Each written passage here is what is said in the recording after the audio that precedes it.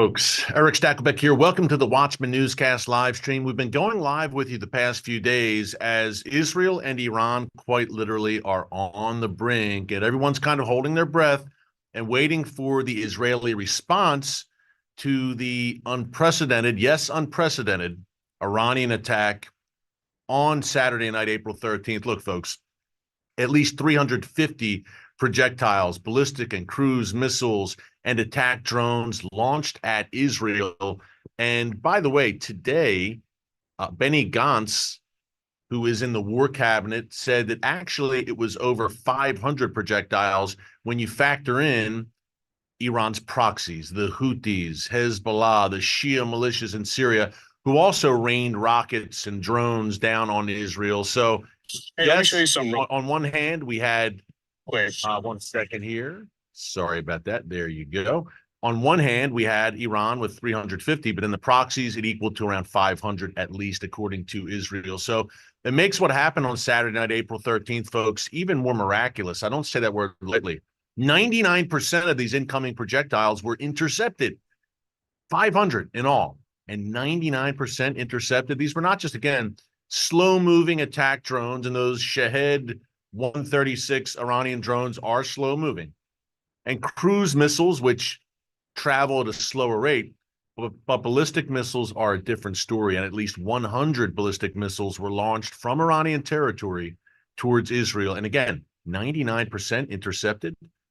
The God of Israel neither slumbers nor sleeps. And yes, of course, Israel, incredible missile defense systems, the Arrow missile defense system, David Sling, and of course, Iron Dome, and of course, the US, UK, Jordan, and yes, Saudi Arabia, all chipped in intercepting these incoming Iranian projectiles. And yet, folks, a 99% success rate, pretty impressive. And when it comes to Israel, nothing is by chance and nothing is by coincidence, which brings us to the breaking news right now. According to the Jerusalem Post, I want to read directly from this piece in the J Post. I do not want to misquote. The IDF, the Israel Defense Forces, have decided on their response. Now, for the past 48 to 72 hours, many of us have been awaiting and saying, okay, Israel, you must respond here. Because if you don't, the Iranian regime will be absolutely emboldened, and they'll do it again and again. They'll duplicate or try to duplicate what they did on Saturday night, April 13th, but maybe next time they're successful, God forbid. Bullies understand only the language of force, and if Israel does not draw a very clear line in the sand here, again, Iran's going to continue to do this. Yes, we reported on yesterday's live stream. And by the way, if you miss any of our posts here on the Watchman YouTube channel, just be sure to subscribe. It's absolutely free. Click the subscribe button, click the notification bell so you get alerts every time a new video is posted. Hey, in times like these, Bible times, prophetic times, and when news breaks out of the world's most volatile and chaotic region, the Middle East, we're coming to you on a regular basis. So make sure to click that notification bell every time we pop up here with a new update. You will know, you'll be alerted. Okay, but we said yesterday that, and you can find it under newscasts here on the homepage, Iran, its top officials are boasting. They're gloating. They're gloating about those indelible images, in a sense, in my mind, of those ballistic missiles over Jerusalem, over the Temple Mount, which were shot down. But to Iran, it was still a great victory. The optics of Iranian missiles over the Temple Mount cannot be understated for their global propaganda purposes. That's first. But secondly, and perhaps even more importantly, Iranian officials made very clear yesterday, this is only the beginning, in that they say Iran's entire strategic calculus has now changed. Before, yeah, Iran was acting through proxy. Hezbollah, Hamas, the Houthis, the militias in Iraq and Syria, Hamas and Islamic Jihad, until Israel went about the business of smashing them in Gaza. They were strangely quiet on Saturday night as this barrage commenced against Israel, and that's because the IDF basically has Hamas right now in a stranglehold, and the last bastion of resistance there is Rafah, major resistance, and that day is coming when the IDF will root out Rafah as well and hopefully finish the job of crushing Hamas once and for all. But I digress. Iranian officials said, look, the strategic calculus has changed, and now we have established new lines and a new way of doing things, meaning we attacked Israel directly from Iranian soil for the first time in 45 years, 45 long, hard, arduous years for the Iranian people since this wicked regime took power in 1979. But this was the first time ever that we launched directly. It's a new day, or so Iran's leaders are saying. And right now they're saying, hey, we did it. It's been 72 hours and we haven't paid a price. We got away with it. And yes, we'll talk about this more. The US and Europe are saying, oh, we're going to impose crippling sanctions. Where have I heard that before? But you lifted the sanctions, guys and gals, in the White House and in Europe. You lifted them under the Obama administration. The Biden administration lifted some as well. So now suddenly you're going to get tough and enforce them. Sorry, the appeasement message was already sent years ago, and Iran got the memo. Hence, 350 projectiles and an additional 150 launched by its proxies on Saturday night. So Iran now says, hey, if you do anything to pretty much make us mad or offend us, we're going to fire at you, Israel, directly.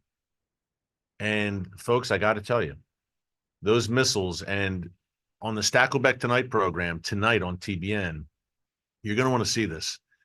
Israeli military spokesman in front of these massive Iranian ballistic missiles that fell. Some got through, 99% intercepted, incredible, but a few got through. 99% is not 100%. And I just kept thinking as I'm looking at these ballistic missiles that the IDF was displaying today, man, oh man, imagine if those missiles were nuclear tipped, because that's the goal. That's why Iran is racing headlong toward the world's deadliest weapon, towards a nuclear bomb. And folks, they don't seem to care very much about the Al-Aqsa Mosque and the Dome of the Rock. They preach about liberating Al-Aqsa, and the supreme leader, Ayatollah Khamenei, tweeted this out yesterday. But isn't there a very good chance when Iranian ballistic missiles are above the Temple Mount that they may fall and hit the Temple Mount? And then what? So Iran's not too concerned, needless to say.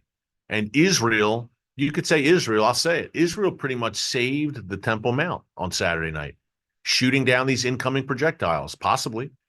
We don't know where they were going to fall.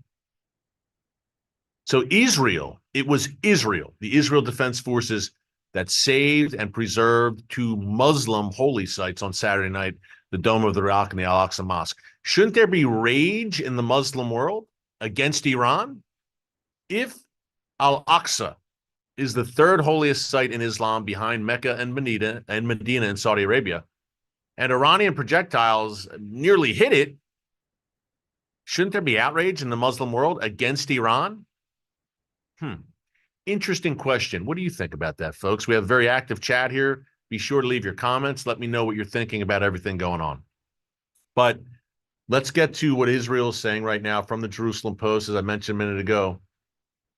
Let me preface this by saying, if Israel does not respond in a meaningful way here, what does meaningful look like? In a way that hurts Iran and hurts it hard, the Iranian regime, then Iran will be emboldened to do it again, what they did Saturday night.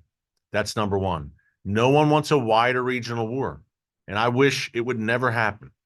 But folks, I'll guarantee to you one way it will happen, if Israel does not respond here in a forceful way, because then Iran will be emboldened. And what a bully does is they push and they push and they push the envelope until the bullied party, and I'm not saying Israel's being bullied is the wrong term, but Iran's a bully. They operate how a bully operates. Israel's bullied by no one, but they're facing a regime that is a bully. And they're going to keep pushing the envelope until the victim of their onslaughts says no more and stands up and pushes back. If Israel doesn't do that, it guarantees war. October 7th proved deterrence does not work when it comes to Islamic jihadists. And Israel, for years and years, kicked the can down the road in Gaza and didn't confront Hamas forcefully like it had to after October 7th. Now, in only 6 months, Hamas is in its death throes, kicking the can down the road and saying, well, we'll fight another day. Sometimes it just doesn't work, and history has shown that. It showed it on October 7th, sadly, tragically. And I believe if Israel doesn't act here, it will be shown once again as Iran, again, will up the ante, so to speak, and they'll push even further. So Israel must send a forceful message at any rate. Here's what the Jerusalem Post is reporting. The IDF, I'm just reading this right off my phone for you. The IDF has decided how it will counterstrike Iran and its proxies, but has not yet settled on the timing. Multiple sources told the Jerusalem Post today, Tuesday, April 16th. Because the timing is still variable, and because of all the necessary complex preparations, the current decision could change. This is according to the Jerusalem Post. However, the very development of a decision shows the severity and determination of Israel's leadership to strike back. Though all indications are that Jerusalem still seeks to tamp down its attack to avoid spiraling into a regional war. And I don't like in this modern age of warfare and in the social media age, obviously, where it's all prevalent, how moves and invasions are many times telegraphed. And the IDF Chief of Staff, Lieutenant General Herzi Halevi, hinted that the timing of the attack was not very imminent. He shouldn't hint that, in my opinion. He knows better than me when it comes to military matters, but as just a layman observing, man, Israel always does its best work when it has the element of complete, shocking surprise. Witness the events of 2 weeks ago when it eliminated Mohammad Reza Zahedi, that top Iranian Revolutionary Guards Corps general, and along with several other generals. But Halevi said, and I quote, "We are enabling a home front policy to at least give citizens this Passover week," and Passover starts next Monday, I believe that's the 22nd, "to live almost like normal because we completely trust you and your readiness," end quote. And Benny Gantz, who's in the war cabinet, I mentioned him at the top, he said, look, at a time of our choosing, we will respond. And another IDF spokesman said today, look, they're not going to, and I quote, "Iran is not going to get away scot-free," unquote, end quote, I should say, for what they did on Saturday night. But folks, what does that mean? What do you think? How should Israel respond here? And again, if Israel does not respond in any sort of meaningful fashion, it guarantees war in the long run because Iran will be emboldened. We have now set a new normal, Iran is saying. We can now attack directly from Iranian soil. We don't have to just rely on our proxies. Actually, we can combine our assets along with our proxies, our ring of fire that surrounds Israel on all sides that we've built up over the years, and in tandem with them, in conjunction with the entire ring of fire, the Houthis in Yemen, Hezbollah in Lebanon, the Shia militias in Iraq and Syria, whatever last gasps that Hamas and Islamic Jihad have left in them in Gaza, and perhaps even the Assad regime in Syria. I'm thinking Isaiah 17 and the end of Damascus, which the Bible says is coming, one of the world's oldest inhabited cities. Could Assad throwing his hat in the ring alongside Iran precipitate something like that? At any rate, that kind of assault is coming if Israel doesn't draw a clear line in the sand right now. We shall see. But right now, I can tell you that Anthony Blinken, the U.S. Secretary of State, is applying tremendous pressure on Israel. The leaders, or not the leaders, or top officials from France and Britain are on their way to Israel as we speak, foreign ministers for both countries, to dissuade Israel from striking back. Italy, I don't know what's going on in Italy, folks. Giorgia Meloni, her election, I was excited. She's conservative. This is good. She's a friend of Israel. She's been a bit disappointing in some ways. And well, she's not making these comments directly, although she did make some about the Palestinians and implying that Israel had a heavy hand. But her government called on Israel today to, quote, act mature. So Israel needs to be mature, quote, mature. The mature response, in their view, apparently, folks, and in the views of Western leaders, is no response at all. As Joe Biden said over the weekend, hey, you got the win. Take the win, Israel. Just take the win. Just take it on the chin, move on. You intercepted 99% of the incoming projectiles. Take the win until 2 weeks from now when Iran tries it again, and then again, and then again. Hey, folks, there's no guarantee that Israel will always have a 99% success rate, needless to say. Why take the chance? By the way, speaking of the proxies, folks, I really want you to know this and to check out the Stackleback Tonight show tonight, because we have a live on-the-ground report from the Israel-Lebanon border. Our correspondent, Yair Pinto. Now, if you watch the TBN Israel channel here on YouTube, you know and love Yair. He's got close to 700,000 subscribers. IDF reserve spokesman. You've seen him in uniform a bunch. Eloquent and great on-the-ground reporting from on the ground in Israel. Yair's been in Khan Yunis, in Gaza City, the Lebanon border, everywhere. Well, today he was on the Lebanon border. And let me just say that he personally witnessed a Hezbollah drone and rocket attack.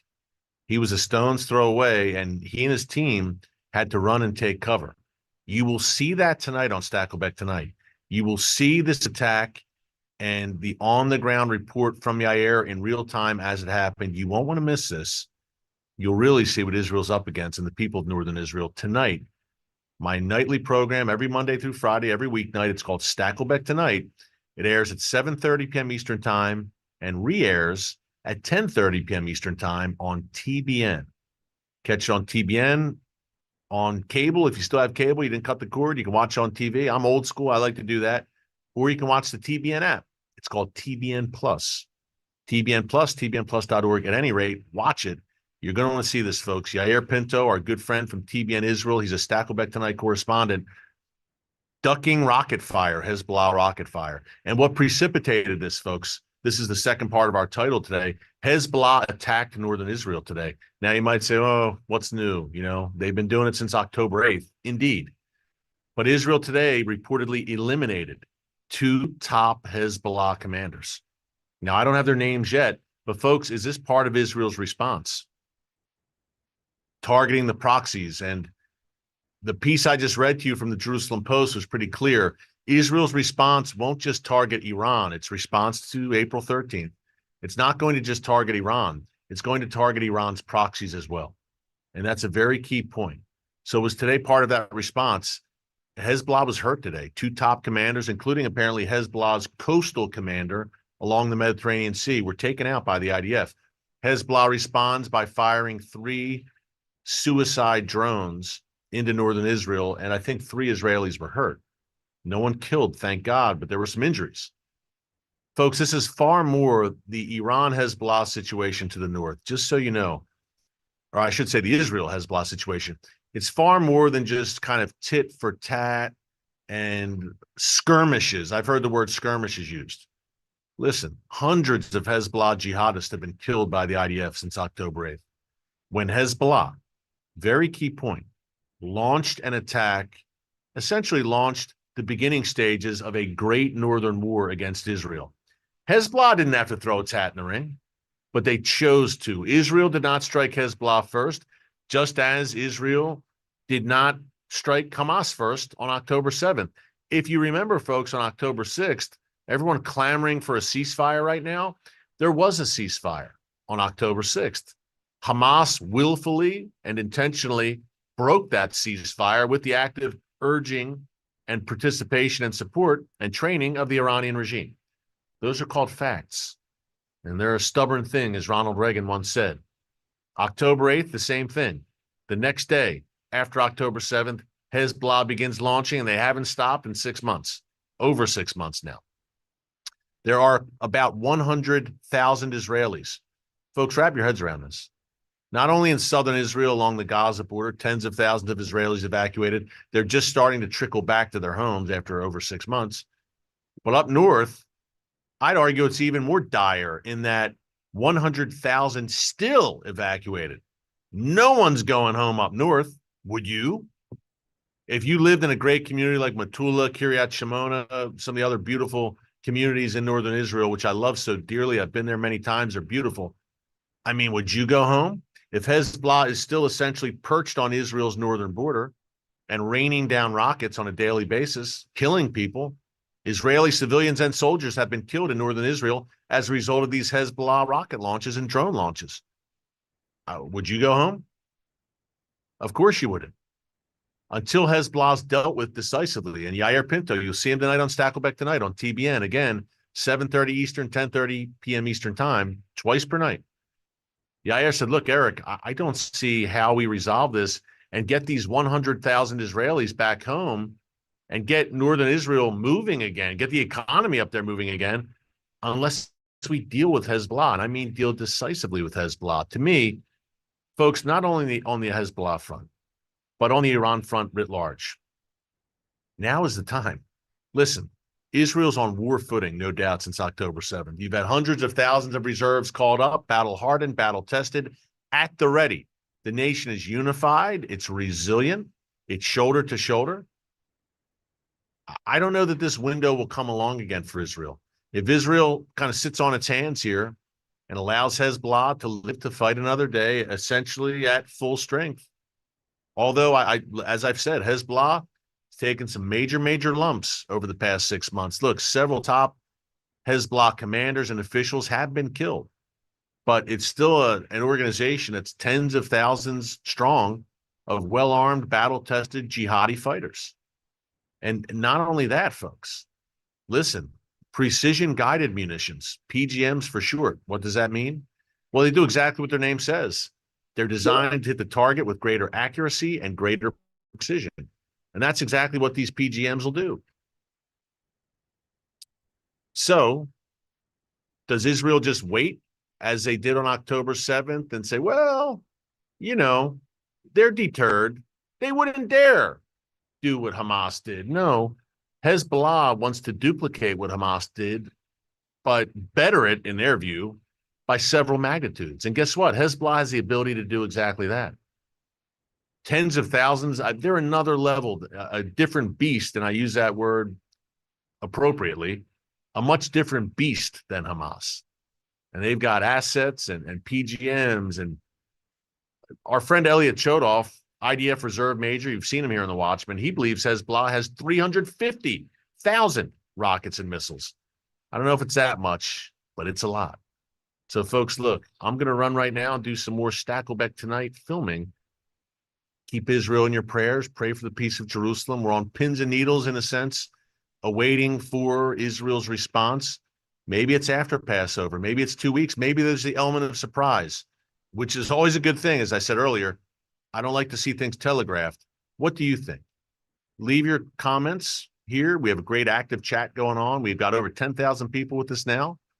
And we'll do it again tomorrow, by the way. So got to cut a little bit early today, but never fear. We will be back with you tomorrow. Okay. Let us know what you think here. We're monitoring this chat.